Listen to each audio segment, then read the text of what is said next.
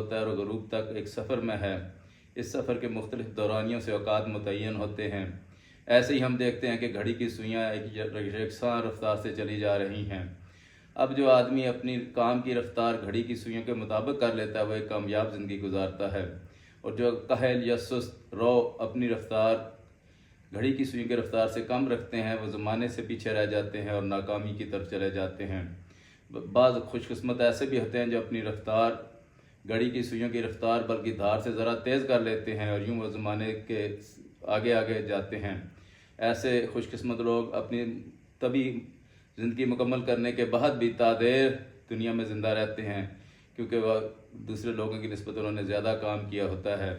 ہمیں چاہیے کہ ہم وقت کی قدر و قیمت کریں اور اس سے بھرپور فائدہ اٹھائیں۔ آخرت اور دنیا دونوں وقت کی بہترین مصارف کرنے کے اوپر ہی بنیاد رکھتی ہیں۔